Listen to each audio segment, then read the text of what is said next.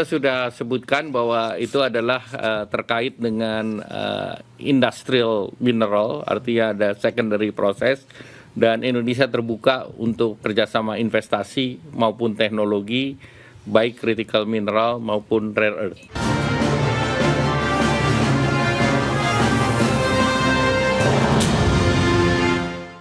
Perdagangan sektor mineral kritis termasuk dalam perjanjian kerjasama perdagangan resiprokal yang telah ditandatangani oleh Presiden Prabowo Subianto dan Presiden Amerika Serikat Donald Trump pada pekan lalu. Dalam perjanjian ini, Indonesia akan membuka keran investasi seluas-luasnya bagi investasi asal Amerika Serikat di sektor mineral kritis.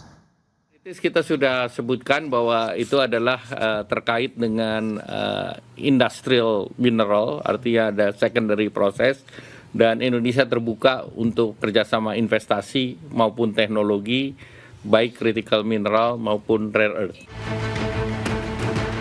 Demikian pernyataan Menteri Koordinator Bidang Perekonomian Erlangga Hartarto terkait perjanjian perdagangan resiprokal atau Agreement on Reciprocal Trade antara Indonesia dan Amerika Serikat yang juga mencakup sektor pertambangan mineral kritis. Perjanjian tersebut juga menyepakati pembukaan seluas-luasnya keran investasi bagi perusahaan asal Amerika Serikat yang akan berinvestasi di Indonesia. Secara terpisah, Menteri Energi dan Sumber Daya Mineral Bahlil Lahadalia menegaskan, investasi sektor mineral kritis dari perusahaan Amerika Serikat harus tetap mengutamakan kepentingan dalam negeri serta harus mengacu pada regulasi yang berlaku di tanah air. Dan mineral-mineral lainnya, kami telah bersepakat untuk memfasilitasi bagi pengusaha-pengusaha yang ada dari Amerika Serikat untuk melakukan investasi dengan tetap menghargai aturan-aturan yang berlaku dalam negara kita.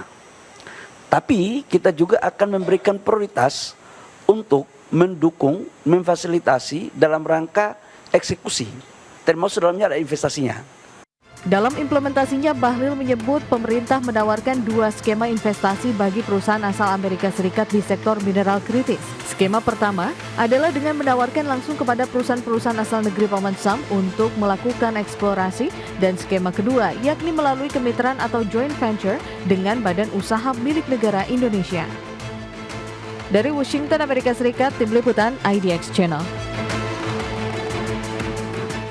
Iya pemirsa, untuk membahas tema kita kali ini, perluasan kerjasama mineral kritis Indonesia-Amerika Serikat pacu hilirisasi tambang, kita sudah tersambung melalui Zoom bersama dengan Ibu Medi Catherine Lengke, beliau adalah Sekretaris Umum Asosiasi Penambang Nikel Indonesia, kemudian juga sudah bergabung Pak Yayan Satyarti, pengamat ekonomi energi dari Universitas Padjadjaran. Langsung saja kita sapa ini. Halo Bu Medi, apa kabar? Halo Mas Pras, apa kabar? Kabar baik juga Ibu, terima kasih atas waktu yang disempatkan. Kemudian Pak Yayan, apa kabar Pak? Sama-sama, kabar baik Mas Pras. Kabar baik juga, terima kasih Pak Yan. Dan sebelum bahas lebih jauh, mungkin Ibu Medi nih bisa memberikan satu gambaran ya terkait dengan Reciprocal Trade Agreement begitu yang sudah ditandatangani oleh pemerintah Indonesia, kemudian juga oleh Presiden Donald Trump. Apa yang bisa kita cermati begitu dengan perdagangan mineral kritis khususnya di sana? Ya, makasih Mas Pras. Selamat pagi Pak Yayan. Jadi kalau dari pandangan kami melihat sisi positif sebenarnya Mas Pras ya. Karena secara nggak langsung kita bilang lumayan ya ada negara Amerika gitu ya. Bukan satu negara aja yang masuk Indonesia, bosan kali ya Mas Pras ya. Jadi kita butuh ada sesuatu yang baru gitu loh. Tapi harus diingat bahwa investasi ini kan dari awal sejak Undang-Undang Hilirisasi dibuka untuk semua negara gitu ya. Sejak tahun 2009, Undang-Undang nomor 4 tahun 2009. Di mana kita mengundang seluruh investasi untuk masuk di Indonesia selama dia bisa mengolah gitu ya, membuat satu pengolahan atas mineral kritis kita, salah satunya nikel. Dan saat ini sejak kita bicara industri hilirisasi, Indonesia sudah memegang peranan yang sangat amat penting di dunia perkancahan nikel nih Mas Pras ya. Jadi kita ini sudah jadi kingmaker sebenarnya Indonesia ya, dari 65% sampai 67% yang diprediksi di tahun 2026 ini jika tidak terbatas atas pembatasan kuota RKAB, kita itu bisa mencapai surplus bahkan sampai 70% produksi global dunia gitu ya. Artinya kita benar-benar kingmaker banget ya. Jadi kita nge-tweet dikit aja harga bisa berubah loh Mas Pras ya. Tapi dalam hal ini yang kita butuhkan adalah Indonesia ini sudah berhasil, kita sudah punya success story akan industri hilirisasi nikel, walaupun masih sebatas intermediate gitu ya. Ya. Kita masih intermediate nih Mas Pras, belum end product walaupun sudah ada pabrik untuk oil manufacturers yaitu BYD dan Hyundai yang sedang melakukan kegiatan konstruksi, tapi kan sayangnya baterainya masih belum nikel. Kita butuh yang betul-betul nikel banget nih dari awal sampai akhir gitu. Nah, kesempatan ini dengan perjanjian Agreement of Reciprocal Trade ini atau ART ini, ya yang harus kita pikirkan adalah jangan sampai kesuksesan atau keberhasilan hilirisasi nikel nanti kembali lagi ke nol gitu ya. Kembali ke nol tuh maksudnya adalah jangan sampai kita sudah yang lain sudah sibuk dengan industrialisasinya, sudah melakukan pengolahan, tapi di lain pihak jangan sampai terbuka untuk ekspor lagi nih bahan mentah gitu ya ke negara tertentu gitu kan. Sayang gitu nanti terjadi kecemburuan atas investasi yang sudah berjalan. Kan kita harus mendukung nih Mas Pras yang sudah melakukan investasi di sini dan itu angkanya yang cukup besar. Tapi di lain pihak kita melihat langkah positif di mana terbuka luas untuk seluruh negara termasuk Amerika untuk melakukan kegiatan industrialisasi di sini. Sekali lagi industrialisasi. Kita bukan hanya berbicara hilirisasi tapi industrialisasi mengolah produk intermediate yang sudah begitu banyak, sudah menjadi penguasa dunia untuk menjadi sesuatu barang yang menghasilkan yang bisa kita ekspor ke negara tersebut gitu ya. Jadi jangan nanti diekspor barang mentah nih Mas Pras. Kita butuh barang yang sudah jadi baterai sel atau stainless steel yang kan kebanyakan selama ini sejak awal di tahun 2020 produk ekspor nikel kita kan masih dikuasai satu negara Mas Pras ya. Jadi walaupun sudah ada negara-negara lain ya, kita sudah ekspor ke negara lain tapi bisa dibilang mayoritas 70-80% kan masih ke satu negara itu. Nah, kalau sudah terbuka lagi dengan negara lain seperti Amerika kan ya tentu persaingan akan lebih sehat. Intinya gitu kan Mas ya, lebih sehat dan kita membutuhkan satu teknologi-teknologi baru lagi yang bisa masuk di Indonesia. Dan ingat transfer teknologi untuk produk-produk olahan ya, pengolahan mineral bukan hanya nikel itu sangat amat kita butuhkan sehingga Indonesia tuh betul-betul bisa upgrade dari bahan baku menjadi produk, upgrade skill, upgrade teknologi, upgrade informasi, bahkan upgrade pendapatan dong Mas Pras ya. Kembali ini tujuan utamanya adalah apa sih interest nasional kita, interest country kita, value added. Nah, value added ini kan kita bisa dapat dari mana aja dan kita harus betul-betul netral dan independen sehingga investasi masuk dan value added negara kita itu betul-betul tercapai untuk masyarakat Indonesia. Itu yang utamanya Mas Pras. Baik Bu Maidi, ini menarik. Lantas Pak Yan bagaimana dengan perjanjian yang sudah disepakati meskipun kita tahu juga di tengah itu ada putusan dari Mahkamah Agung begitu ya di Amerika Serikat yang Anda melihat ini akan berdampak terhadap proses tarif resiprokalnya sendiri atau bagaimana? Mengingat sebenarnya tadi kalau dari pelaku usaha juga ya cukup apresiasi lah dengan adanya mungkin investor baru begitu di sektor pertambangan Indonesia. Silakan Pak. Ya, kalau bagi saya ya, saya masih kalau kita hubungannya dengan trade negotiation, berarti kita tidak bisa sepihak bahwa dikatakan kita akan menjadi winners ya dari sisi pihak kita sendiri.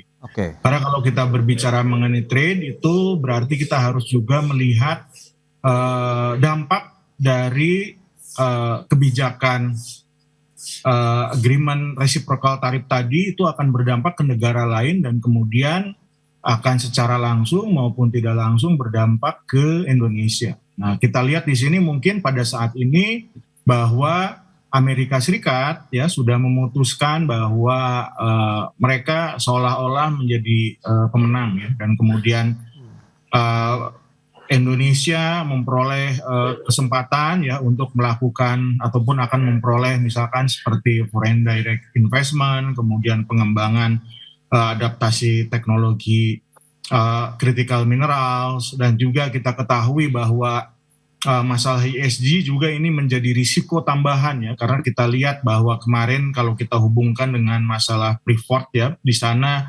ada penambahan kontrak ya hingga tahun 2061 dan saya kira ini merupakan juga bagian dari agreement reciprocal tarif tadi dan juga merupakan bagian dari salah satu strategi investasi yang dilakukan oleh Amerika Serikat. Nah, tetapi jika kita lihat kita belum mengetahui retaliasi dari Tiongkok ya. Ini sejauh mana retaliasi Tiongkok itu akan mempengaruhi terhadap aliran investasi kita karena seperti tadi Bu Maidi katakan di sini sudah ada ya misalkan seperti BYD ataupun KITL itu sedang membuat pabrik, dan sekarang itu sudah mulai halt ya. Karena apa? Karena dengan adanya kebijakan ini mereka harus melakukan renegosiasi. Nah, tetapi di sini ada beberapa negara yang diuntungkan karena adanya reshaping dari critical minerals yang ada di wilayah Asia Tenggara dan juga Asia Pasifik. Misalkan seperti Jepang ya, itu akan memperoleh manfaat juga. Kemudian juga ada Korea Selatan juga itu akan masuk dalam perkancahan ini ketika misalkan Amerika Serikat itu masuk ke Indonesia, maka trade hub ini itu akan bergeser dari Tiongkok, itu akan digeser secara perlahan oleh Amerika Serikat, dan Amerika Serikat itu akan mengajak sekutu-sekutu terdekat dalam pengembangan teknologi seperti Jepang dan juga Korea Selatan. Dan juga Australia ya, kita ketahui bahwa seperti di rare earth element bahwa Australia juga memiliki teknologi dan kemungkinan itu akan bekerja sama dan masuk dalam dampak dari agreement reciprocal tarif ini. Dan saya kira ini kita harus amati secara perlahan karena bagaimana dampaknya dari agreement reciprocal tarif ini bagi Indonesia, dan juga bagaimana negara lain itu akan terdampak dari IRT ini. Oke, itu dia. Lantas kita akan cermati seperti apa nanti dampaknya juga terhadap kondisi sektor pertambangan di Indonesia lebih lanjut. Begitu kita akan bahas di segmen berikutnya. Kita akan jeda sebentar Bu Medi dan juga Pak Yayan, dan pemirsa kami akan segera kembali sesaat lagi. Ya, terima kasih Anda masih bergabung bersama kami dalam Market Review. Dan berikut ini kami sampaikan data. Kita akan cermati seperti apa realisasi dari investasi di sektor hilirisasi di Indonesia. Ini dia data selengkapnya seperti yang bisa Anda saksikan di layar televisi Anda. Ada pertambangan nikel, kemudian tembaga dan boksit. Dan nikel nampaknya masih menempati posisi teratas begitu ya, 185,2 triliun rupiah. Ini adalah realisasi investasi hilirisasi di tahun 2025. Menyusul tembaga 65,8 triliun dan boksit 53,1 triliun rupiah. Dan selanjutnya kita akan cermati bersama seperti apa porsi, ini dia komposisi dari penanaman modal asing, kemudian penanaman modal dalam negeri, terutama di investasi hilirisasi di sepanjang tahun 2025. PMA nampaknya masih mendominasi seperti yang bisa Anda saksikan, 73%, menyusul PMDN-nya 27% untuk porsi dari PMA dan PMDN di sepanjang tahun 2025 lalu. Baik, itu dia beberapa data yang sudah kita sampaikan, dan kita akan lanjutkan kembali perbincangan ini bersama dengan Ibu Medi, kemudian juga Pak Yayan. Ya, dengan informasi yang tadi sudah disampaikan Bu Medi, lantas bagaimana Anda melihat apakah adanya perjanjian ini, meskipun kita tahu juga ada keputusan Mahkamah Agung di Amerika Serikat, tapi Anda melihat menjadi posisi tawar bagi Indonesia, menjadi daya tarik tersendiri bahwa ya tadi hilirisasi di Indonesia yang seperti Anda harapkan jangan sampai di tengah-tengah nih, kalau bisa dari hulu ke hilir semuanya sudah paket lengkap di Indonesia nih, Ibu Medi. Ya, betul Mas Pras. Jadi kalau kita bandingkan antara investasi berbagai negara ya Mas Pras ya, yang kita lihat selama ini, contoh dengan satu negara seperti Cina, mereka sudah masuk berinvestasi di sini, Korea juga, bahkan dengan India juga sudah mulai masuk. Nah, kalau kita compare nih antara Cina dengan Amerika, tentu standarnya beda nih Mas Pras. Ya. Amerika dengan India atau Amerika dengan Korea gitu. Kita melihat standarisasi karena saat ini kan kita sedang diserang mengenai ESG, dan saat ini juga kita sedang dalam tahap penyusunan negotiable untuk ESG-nya seperti apa gitu. Dan kebanyakan end produk itu kan dari Eropa dan Amerika.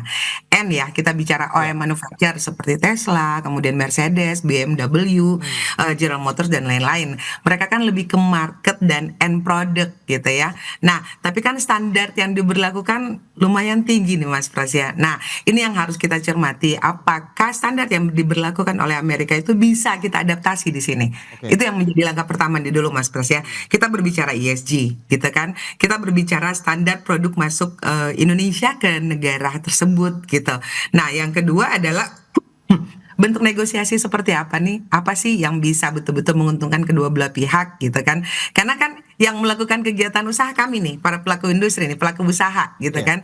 Apakah bisa se-adjust, senegosiasi dengan negara lain, ataukah nanti hanya malah memberatkan gitu dengan standar-standar yang tinggi gitu. Karena dari beberapa kali diskusi dari awal gitu kan, kita coba diskusi dan kita mencoba mengcompare bagaimana kita negosiasi dengan satu negara dengan negara lain lain seperti Amerika gitu.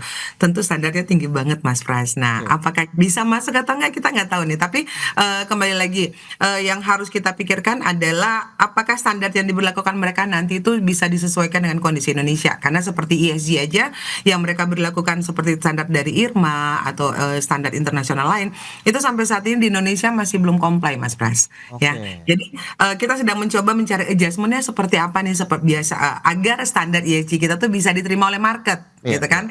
Nah, tapi kan kalau betul-betul mereka nih yang datang terus mereka langsung ngejudge oh harus standar seperti A atau standar seperti B, waduh agak berat kali ya. Nah, bisa nggak mereka menyesuaikan dengan kondisi yang ada di Indonesia? Itu dulu Mas Pras. Ya, Oke. karena kan penambangannya sudah sangat amat beda gitu ya. Dan yang paling penting lagi adalah seperti yang tadi saya bilang, ini kan akan terjadi fairness dan akan terjadi balancing. Jadi tidak dikuasai oleh satu negara tertentu gitu ya. Kita sangat amat mendukung sehingga ada informasi baru, ada teknologi baru dan ada pendatang baru yang akan berinvestasi di Indonesia. Sehingga terjadi fairness-nya adalah tidak dikuasai oleh salah satu kelompok. Itu yang paling Oke. penting, Mas Pras. Dan yang Betul. paling penting lagi dengan pembatasan kuota ini kan tujuan utamanya adalah kita membuat balancing nih Mas Pras. Sehingga harga juga betul-betul yang bisa profitable untuk seluruh pelaku usaha bukan hanya di Indonesia.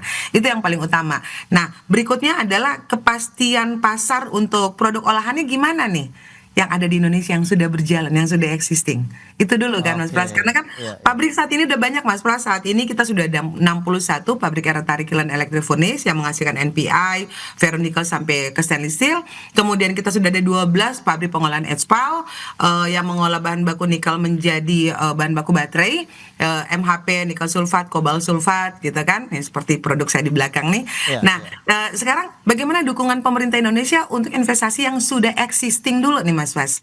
Ya kan, jangan sampai gaya-gaya kok datang pendatang baru yang lama dilupain gitu kan. Ya jangan juga dong Mas Pras ya. Kita kan harus fair.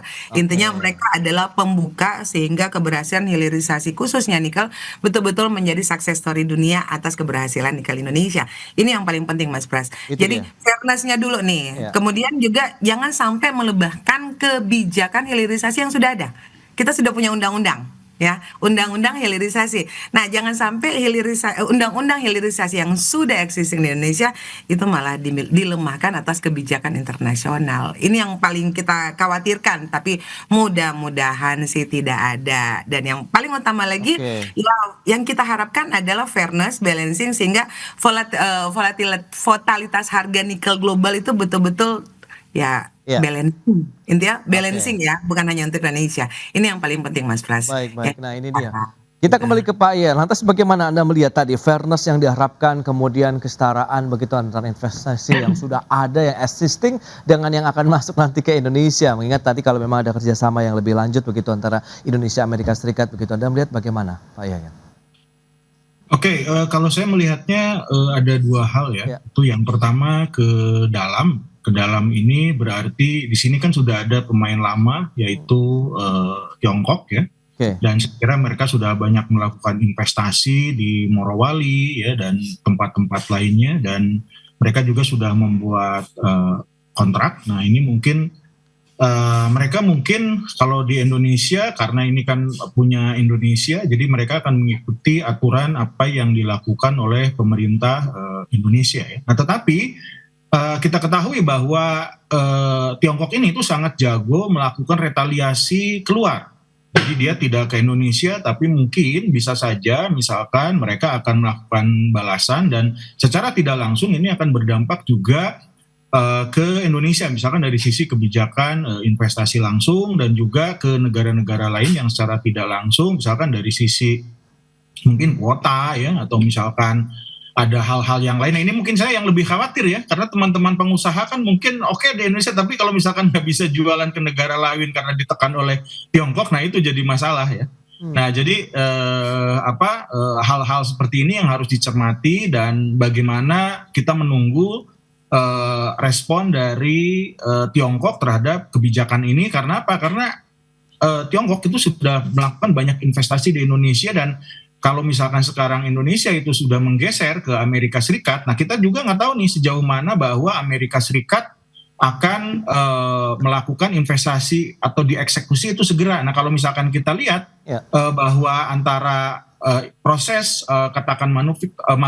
faktur atau misalkan proses investasi antara Amerika Serikat dengan Tiongkok, ini Tiongkok itu kan lebih efisien ya, Amerika Serikat ini kan lebih lama.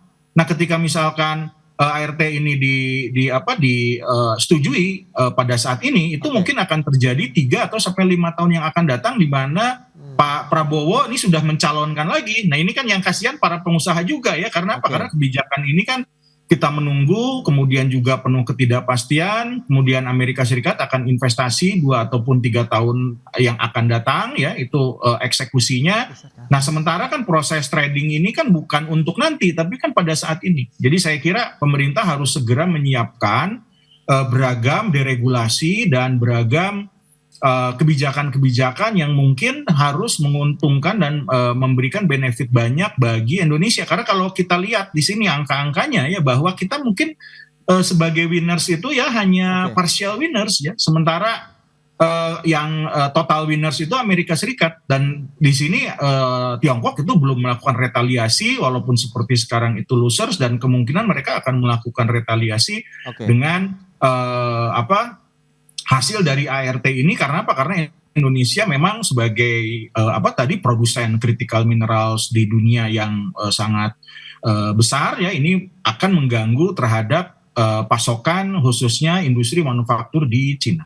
Baik Pak Yayan, kita akan lihat seperti apa strategi dari pelaku usaha begitu apabila memang dinamika muncul lagi ya dengan adanya keputusan Mahkamah Agung di Amerika Serikat begitu. Apakah tetap kita jalan terus atau bagaimana, kita bahas nanti di segmen berikutnya. Kita akan jeda sebentar Bu Medi dan juga Pak Yayan, dan pemirsa tetaplah bersama kami.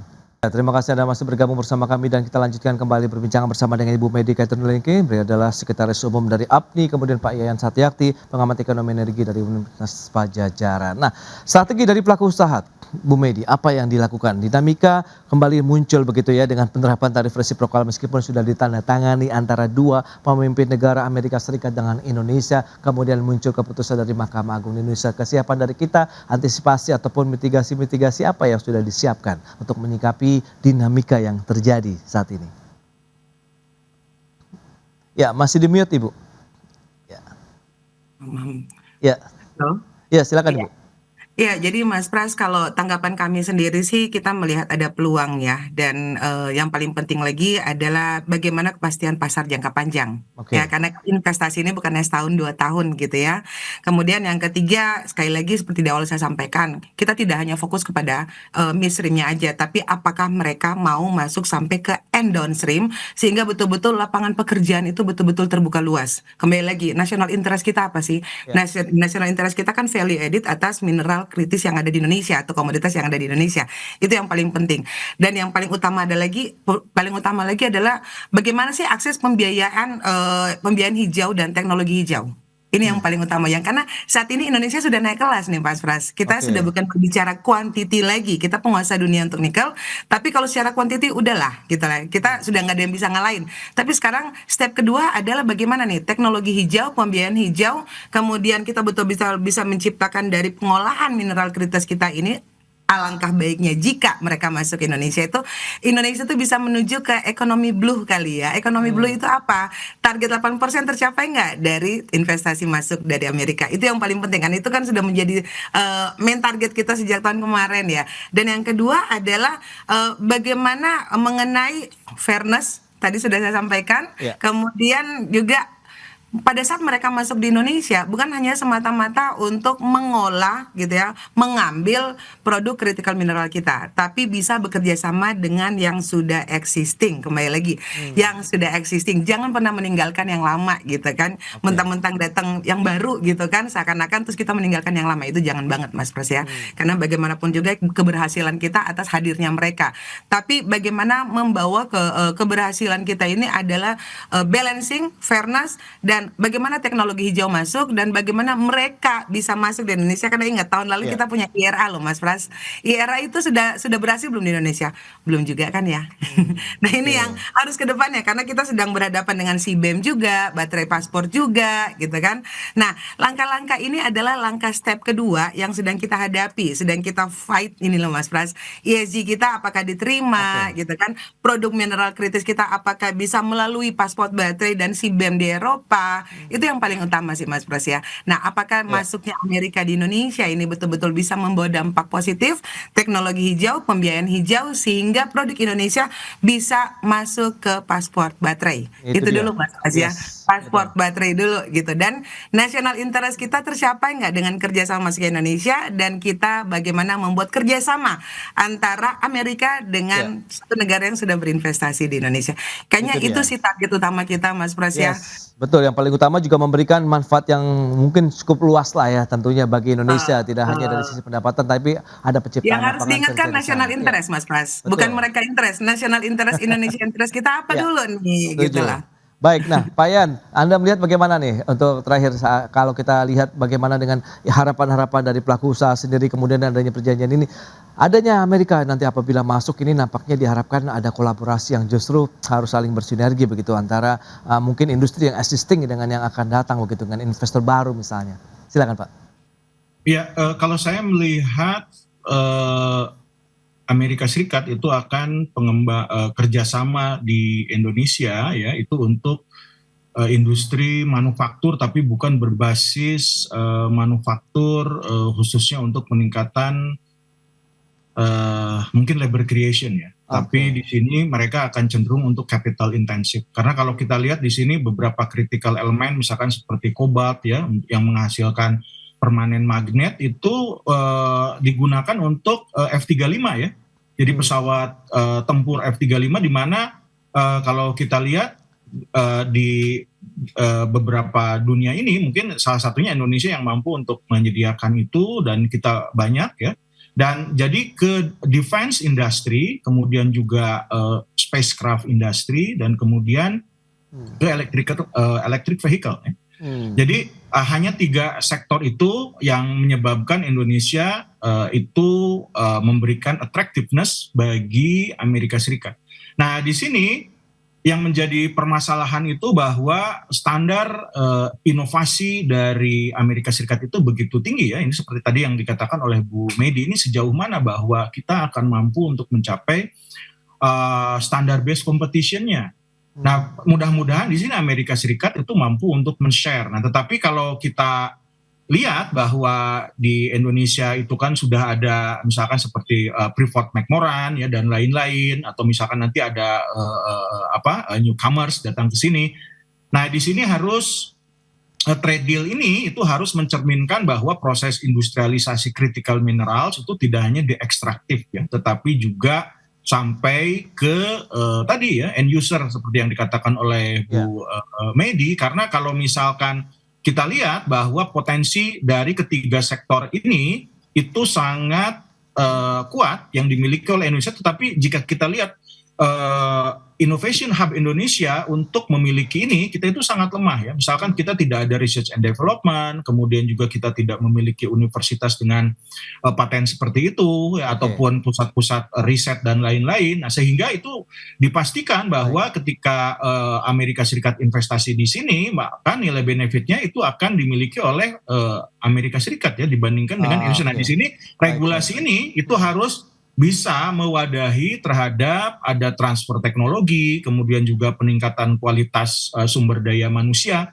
Nah, di sini juga di sisi proses industrialisasi dan sumber daya manusia di Indonesia itu masih relatif kurang. Nah, sehingga kebijakan-kebijakan untuk mewadahi dan juga sebagai accompanied ya tadi proses critical mineral investment ini harus memberikan multiplier effect dan memberikan dampak bagi Indonesia.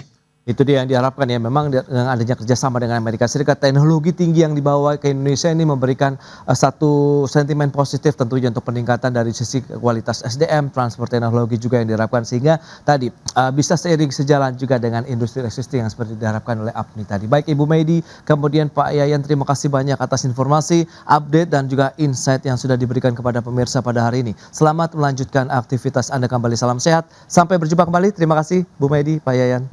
Terima kasih Pak Pras, Pak Yayan.